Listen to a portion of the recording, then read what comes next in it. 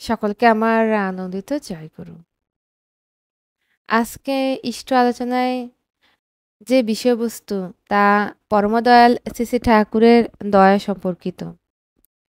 তারই দয়ার বাস্তব ঘটনা আপনাদেরকে তুলে ধরব আজ। সেটি হলো ১৭ বছরের একটি ছেলে, সম্পূর্ণভাবে চলতে ফিরতে অক্ষম। তার কোনো সক্ষমতাই নেই। সে দাঁড়াতেও পারে না, বসতেও পারে না। সবসময় সে শায়িত হয়ে আছে বিছানায়। চিকিৎসা ব্যর্থ। সেই প্রসঙ্গে শ্রী শ্রী ঠাকুরের যে দয়া, শ্রী শ্রী দাদা যে দয়া প্রদর্শন করছেন, তাই বলবো আজ। যে ছেলেকে আমরা ট্রেনের মধ্যে চ্যাংদোলা করে নিয়ে একবারে যশোরে নেমে কোনোরকমভাবে ট্রেকারে উঠে ঠাকুর বাড়িতে পৌঁছে ঠাকুর বাংলা প্রণাম করে শ্রী শ্রী দাদার কাছে নিয়ে যায়, যে হাঁটতে সম্পূর্ণভাবে অক্ষম, তাকে সম্পূর্ণভাবে চ্যাংদোলা করে নিয়ে শ্রী শ্রী দাদার আশীর্বাদ নিয়ে সে শ্রী শ্রী ঠাকুরের দয়া বর্ষিত হয়েছিল। সে সম্পূর্ণ সুস্থ হয়েছে। তার দয়ায় নিজের পায়ে ভর দিয়ে সে দাঁড়াতেও পেরেছে। ১ মাস পরে সেটি সম্পন্ন হয়েছে। আমরা আঞ্চলিক গুরু ভাইরা কেওটিয়া সরকারি আমবাগানের উৎসবে সকলে মগ্ন।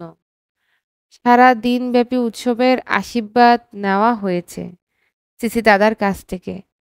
আর এই উৎসবে উপস্থিত ছিলেন শ্রদ্ধেয় পরেশচন্দ্র ভোরাদা, শ্রদ্ধেয় কালীপদ রাহা, শ্রদ্ধেয় অরুণ সাহা প্রমুখ ভক্তবৃন্দ। উৎসব সারা দিনব্যাপী হয়েছে। উষা কীর্তন, শ্রী শ্রী ঠাকুর পুজো, মাতৃ সম্মেলন, সাধারণ সভা, তারপর শিমু আলী পারেস্তার তরজা, শ্রী শ্রী ঠাকুর প্রসঙ্গে সবকিছু অনুষ্ঠিত হয়েছে। সেখানকার একটি ঘটনা, স্থানীয় একজনের ভক্ত ঠাকুর পাগল মানুষ ছিলেন। তিনি সবসময় আমাদের পাশে ছিলেন, শারীরিক, মানসিক, অর্থনৈতিক বিভিন্ন রকমভাবে। তার সহযোগিতায়, তার দান অকৃত্রিম।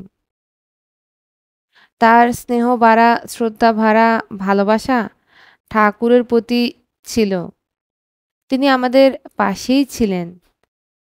বিস্তর তার জমি জায়গা থেকে তিনি বিভিন্ন আনাজপত্র, আনন্দবাজার সবকিছুই করছেন। তখন আমরা আনন্দবাজার বলতাম, যেটা এখন আমরা ভান্ডারা বলি। তার জন্য তিনি দান করেছেন এবং বিভিন্ন জায়গায় বিভিন্ন অবস্থায় তিনি আমাদের সাহায্যও করেছেন, আমাদের সহযোগিতাও করেছেন। সর্বক্ষণ পাশে ছিলেন। হঠাৎ উৎসবের পরের দিন, বলা বাহুল্য, এই উৎসব প্রাঙ্গণে কয়েকদিন সেখানে আমাদের সবাইকে থাকতে হলো।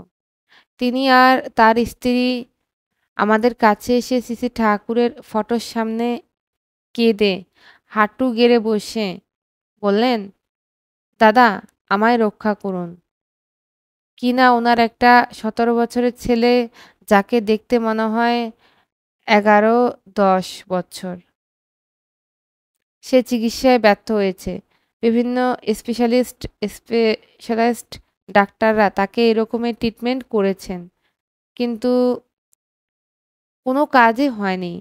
আর একটা জিনিস লক্ষ্য করা গেছে, তার একটা ইনজেকশন দেওয়া হতো।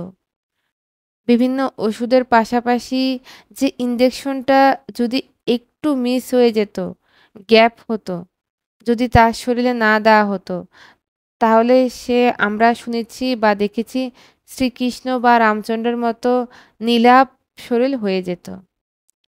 সারাটা শরীরের বর্ণই নীল রং ধারণ করত। তাদের স্বামী স্ত্রীর বক্তব্য এই যে, ঠাকুর বাড়িতে গিয়ে সেখানে নিবেদন করা। তারা ব্যর্থ চিকিৎসায় এই অবস্থায় হঠাৎ তার কিছুদিন পরেই এপ্রিল কনফারেন্স। এই কনফারেন্সের মধ্যে উনি যেতে চাইলেন। উনার স্বামী যেতে অসম্ভব বোধ করলেন। এ সময় কর্মী সম্মেলনে নানান জায়গা থেকে বহু ভিড় হয়। কর্মীরা আসেন। তাই কর্মী সম্মেলনের আগেই একটা ডেট ঠিক করে তাকে নি নিয়ে তারা যাবেন। বাধ্য হয়ে আমাকে আগাম একবার যেতে হলো। গিয়ে শ্রী দাদা ফিলান্থ্রপির সম্মুখে যে লন জায়গাটায় বসতেন, সেখানে উপবিষ্ট আছেন। আমরা কয়েকজন সেখানে গিয়ে স্বামী-স্ত্রী তাকে নিয়ে দাদাকে প্রণাম জানিয়ে, তার আগে ঠাকুর প্রণাম করে দাদার সামনে এসেছি। পরবর্তীতে দাদার শ্রীচরণে নিবেদন করি যে তাদের একমাত্র পুত্র এই অবস্থায়, যা সকল চিকিৎসায় ব্যর্থ হয়েছে। শ্রদ্ধেয় অজিত গাঙ্গুলিদার ছিলেন। তিনি আমাকে বলছেন, তুমি জেনে শুনে কয়দিন পরেই কর্মী সম্মেলনের ভিড় আর আসবে সবসময় গুরুভাইদের আনাগোনা। আমি বললাম, দাদা ইনারা নাছোড়বান্দা, তাই জোর করে একরকম চলে এসেছি। যাই হোক, দাদা অনেকক্ষণ তাকালেন সেই ছেলেটির দিকে, অসুস্থ ছেলেটির দিকে। তাকিয়ে দেখে বললেন, স্বপন বিশ্বাসদা, স্বপনের কাছে নিয়ে যা। আমাকে বললেন, তা যাই হোক, স্বপন চিকিৎসাও করেছেন সবকিছু তার কাছে হিস্ট্রি জেনে নিয়ে পরবর্তীতে ঠিক বাড়িতে চলে গিয়ে কিছুদিনের মধ্যেই ছেলেটা ধীরে ধীরে সুস্থ হয়ে যায়। একটা সময় অবশ্য বলে রাখি যে আমি বাড়ি থেকে এত কিলোমিটার দূরে গ্রাম্য এলাকা। সেখানে আমি ১৫-২০ দিন ছিলাম। যখন যাচ্ছি কি ১ মাস হবে দেখি ছেলেটি ছাদের মধ্যে বসে আছে। ছেলেরা ঘুড়ি উড়াচ্ছে। যাই হোক ওই অবস্থা দেখে আমি ঢুকলাম। ঢুকে বাড়ির মাটিকে বললাম, মা, কি খবর? দাদা বাড়িতে ছিলেন না। সুধাসদা, যার ছেলের এ অবস্থা, দাদা আগের থেকেই ভালো আছেন। ঠাকুরবাড়িতে বলবেন এই হচ্ছে পরমপিতার লীলা, যা অবিশ্বাস্য। আজ আপনারা যে যেখান থেকে শুনছেন এই ইষ্টকথা, আপনারা অ্যাড্রেস করে সেখানে চলে যাবেন। উত্তর ২৪ পরগনা কেওটিয়া আমবাগান। সেখানে সুদাস সুদাস ঢালি একমাত্র ছেলে। এই দশা। তাই পরমপিতার আশীর্বাদ হলে, পরমপিতার ইচ্ছে হলে সবকিছুই সম্ভব। আজকে তার যদি দয়া না হয়, তাহলে কিন্তু গাছের পাতাও নড়ে না। আর তার যদি দয়া হয়, তাহলে গিরি পর্বতও লঙ্ঘন করতে পারে খোঁড়া। প্রতিবন্ধী কেউ, যেমন আপনারা জানেন, সব মাসুদুর রহমান সপ্তসিন্ধু পার করেছিল, যার হাঁটু থেকে ২টি পা ছিল না। এই কথাটি বলতে বলতে আমার চোখে জল এসে যায়। সে কি অবস্থায় তারা দীর্ঘ কত বছর চিকিৎসা করেও ব্যর্থ হয়ে শুধুমাত্র পরমদয়ালের চরণাশ্রিত হয়েই তারা অবশেষে মুক্তির উপায় খুঁজে পেল। এইটুকুই আজকের ইষ্ট প্রসঙ্গে বলি। এই কথাই আমি আপনাদের কাছে নিবেদন করলাম। আপনারা সকলে ভালো থাকবেন, সুস্থ থাকবেন।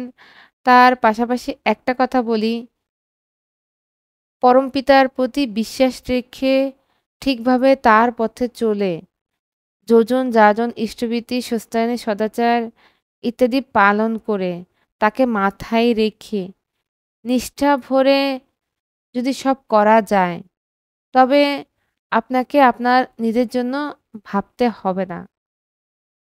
ঠাকুর এক জায়গায় বলেই দিয়েছেন, ভাববা তুমি কে? ভাববা যিনি ভাবছেন তিনি, তুমি ভাবো তাকে।